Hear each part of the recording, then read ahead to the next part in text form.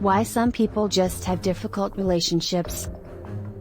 When you think about all of the people in your extended family, your circle of friends, or your workplace, you can probably identify quickly those to whom you feel closest. Perhaps the most apparent way, psychologically, to think about difficult people and their difficult relationships is provided by the attachment style framework. From this perspective, you relate to the people in your adult life in ways largely determined by the so-called working model that you developed about your own parents or other caregivers you had as an infant. If you felt you could rely on your parents to watch over you, then as an adult you would similarly feel that you can depend on the people you're closest to.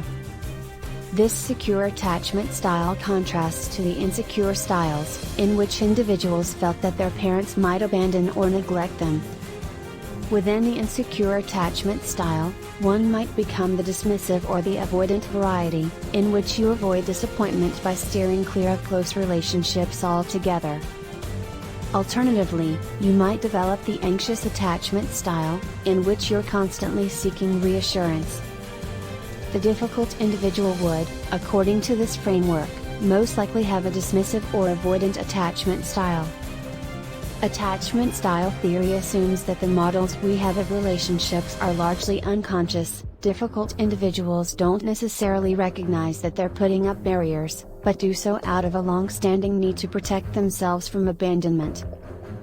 Using attachment style as a theoretical base, California State San Bernardino's Robert Rico and Anthony Sierra, 2017, investigated the role of argument beliefs in understanding how the securely and insecurely attached navigate conflict. Presumably, more difficult people would also be the most likely to steer clear of conflict, but, once in conflict, they would use less constructive methods of resolution. Rico and Sierra were particularly interested in contrasting anxious and avoidant attachment styles as predictors of the type of tactic individuals would be most likely to use in conflict. The 4 conflict tactics investigated were the options of dominating, avoiding, integrating, and obliging. According to Rico and Sierra, avoidantly attached individuals should be less able to handle conflict for several reasons. First, they have a distrustful view of others, figuring that they're not really all that loyal or caring. And finally, avoidant individuals stay away from situations that involve conflict because on an unconscious level they don't want to be seen as in need of relationships. Using self-report measures to examine attachment style, conflict tactics, and argument beliefs, the team obtained data from a sample of 449 students whose ages ranged from 18 to 56, with an average age of 24. Compared to people with the anxious attachment style, the avoidantly attached in the sample were indeed likely to regard conflict as devoid of benefit.